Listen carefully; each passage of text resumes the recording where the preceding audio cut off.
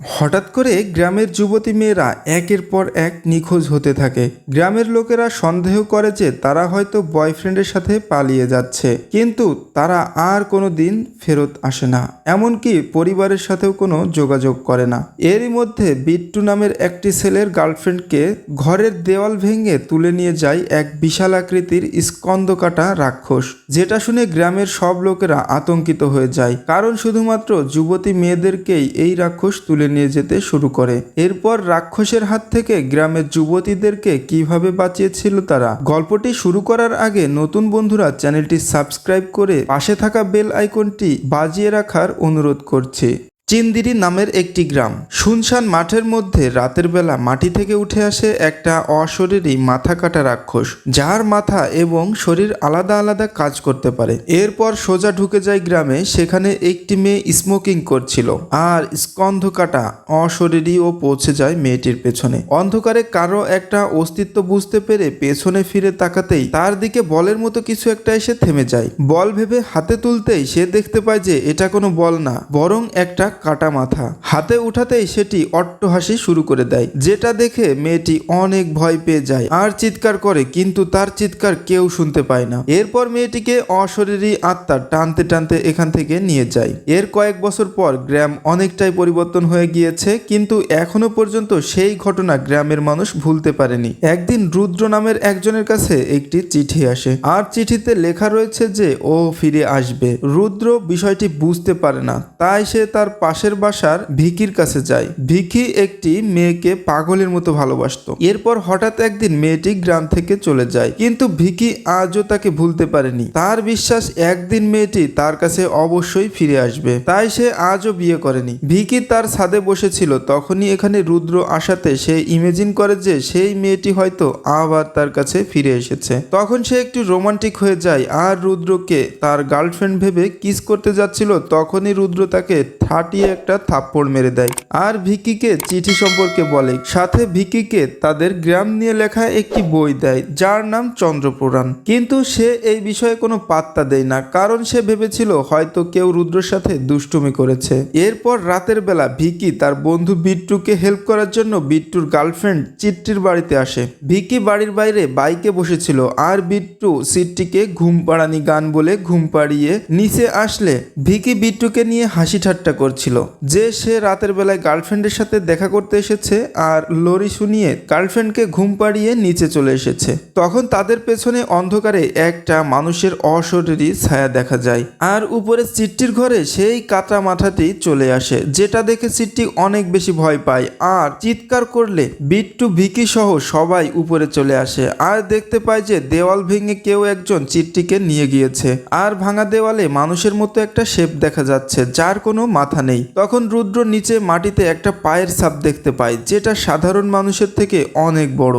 এটা দেখে সে বুঝতে পারে যে চিঠিটিকে আর কেউ না, বরং রাক্ষসী নিয়ে গিয়েছে, যেটা তাকে চিঠিতে আগে থেকেই সাবধান করা হয়েছিল। তখন পাশে থেকে একটা লোক বলে যে সে নাকি দেখেছে চিঠিটিকে একটা মানুষের মতো অবয়ব তুলে নিয়ে গিয়েছে, কিন্তু তার কোনো মাথা ছিল না। তখন সবাই বুঝে যায় যে মাথা কাটা রাক্ষস আবার গ্রামে ফিরে এসেছে। তখন ভিড়ের মধ্যে থেকে ভিকি কারো একটা ছায়া দেখতে পায়, আর সে ছায়াটার পিছু করতে করতে গ্রাম থেকে বেরিয়ে একটা জঙ্গলের মধ্যে চলে আসে। সেখানে এসে সে একটা গুহা দেখতে পায়। গুহার মধ্যে ঢুকতেই সেখানে এতটাই অন্ধকার ছিল যে সে ভয়ে কাঁপতে শুরু করে। তখন সেখানে সেই মেয়েটি যাকে সে ভালোবাসতো, অর্থাৎ শ্রদ্ধা, এসে হাজির হয়। এতদিন পর সামনে থেকে শ্রদ্ধাকে দেখে সে বিশ্বাস করতে পারে না। সে ভেবেছিল যে রুদ্রা ভাই হয়তো আবার তার সামনে এসেছে, আর সে ইমাজিনেশনে চলে গিয়েছে, তাই শ্রদ্ধাকে দেখছে। শ্রদ্ধা তখনই তাকে ঠাটিয়ে একটি থাপ্পড় মেরে দেয়, আর সেটা খেয়েই তার জ্ঞান ফিরে আসে। তখন সে আবেগে নাচতে শুরু করে দেয়।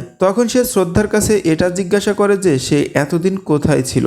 শ্রদ্ধা তখন তাকে বলে এসব বলার সময় এখন না, চিঠিকে তুলে নিয়ে গিয়েছে একটা মাথা কাটা রাক্ষস, আর সে এখন কোথায় আছে সেটা সে জানে। কিন্তু ভিকির বিশ্বাস হয় না, তাই শ্রদ্ধা বলে তার কথা বিশ্বাস না হলে যে চিঠিটি রুদ্রাকে পাঠানো হয়েছিল সেটি পড়লেই সে সবকিছু বুঝতে পারবে। তখনই ভিকি চলে আসে রুদ্রার কাছে, যেখানে বিট্টুও ছিল। চিঠি পড়ে তারা জানতে পারে যে চন্দ্র নামের একজন জমিদার ছিল, যে অনেক বেশি শক্তিশালী কিন্তু খুবই দুষ্টু প্রকৃতির এবং অত্যাচারী ছিল। শুধু এইটুকুই না, সে ছিল নেশাখোর আর তার চরিত্র অনেক বেশি খারাপ ছিল। সে মহিলাদেরকে ভোগের পণ্য মনে করত। একবার একজন সুন্দরী মহিলার উপরে তার কুদৃষ্টি পড়ে। মহিলার স্বামী আর একটি বাচ্চাও ছিল, কিন্তু সে জমিদারের কথায় রাজি না হওয়ায় জমিদার সেই মহিলার স্বামী আর বাচ্চাকে মেরে তার শ্লীলতাহানি করে আর হত্যা করে। এরপর মহিলাটি রাক্ষসী হয়ে ফিরে আসে আর সেই অত্যাচারী জমিদারের এক কোপে মাথা আলাদা করে দেয়। তার সেই মাথা কাটা দেহ এখনো পর্যন্ত কোনো জায়গায় দাফন করা আছে, যেটা কেউ জানে না। তখন তারা বুঝতে পারে যে এই মাথা কাটা রাক্ষসকে মারতে হলে তাদেরকে সেই রাক্ষসীকে ফেরত আনতে হবে, অর্থাৎ স্ত্রীকে।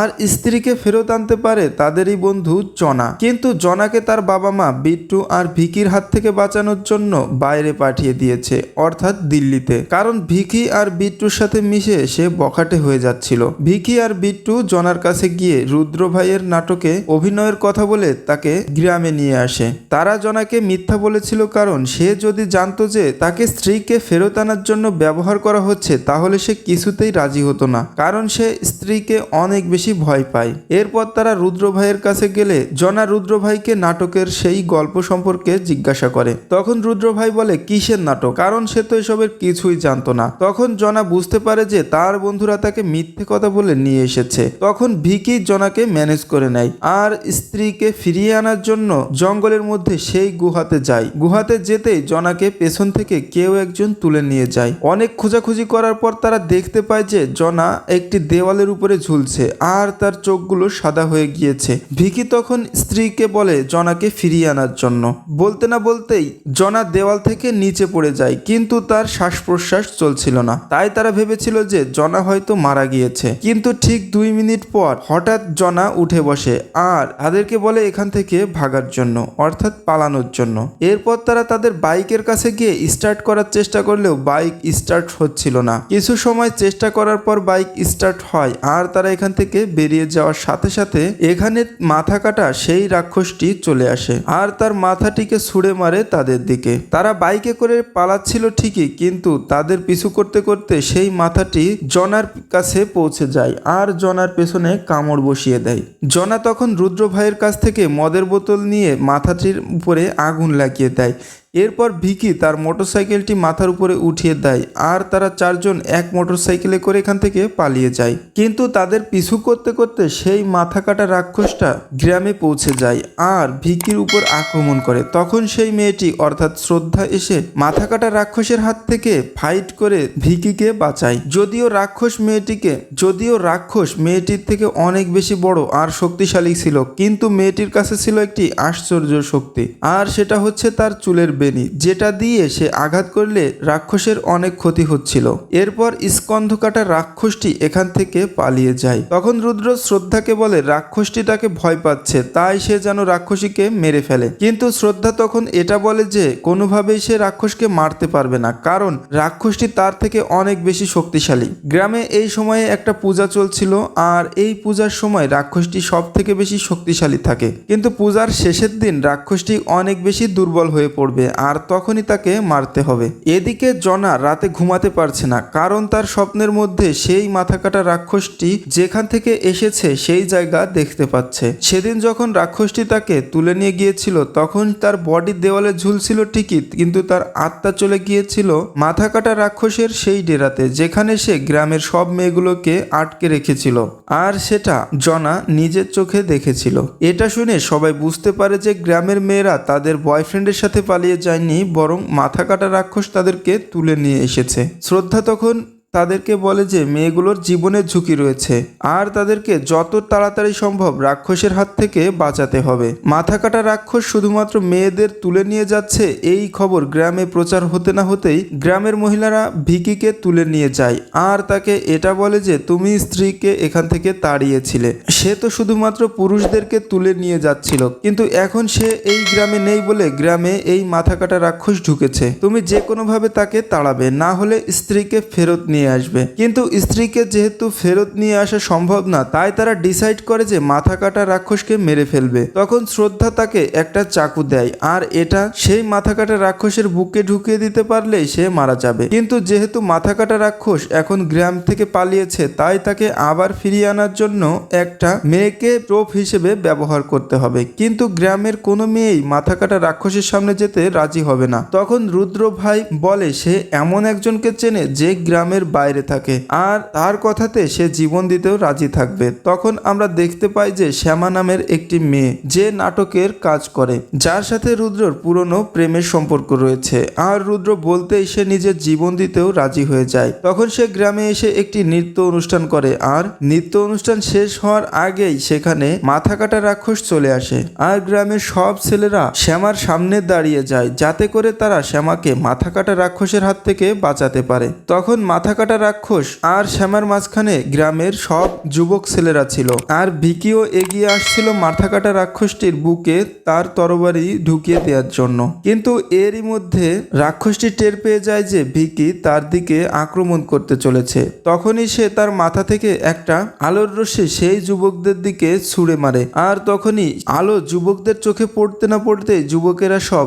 রাক্ষসটির বশ হয়ে যায়। আর এরপর থেকে রাক্ষসটির কথা মতোই যুবকেরা কাজ করতে থাকে। এমনকি ভিকির বন্ধু বিট্টিও সেই রাক্ষসটির কথাই কাজ করতে শুরু করে। এরপর ভিকি কিভাবে গ্রামের মানুষকে বাঁচিয়েছিল আর কিভাবেই বা সেই মাথা কাটা রাক্ষসটিকে মেরেছিল, এটা জানতে হলে তোমাদেরকে চ্যানেলটি সাবস্ক্রাইব করে নেক্সট লিখে কমেন্ট করতে হবে।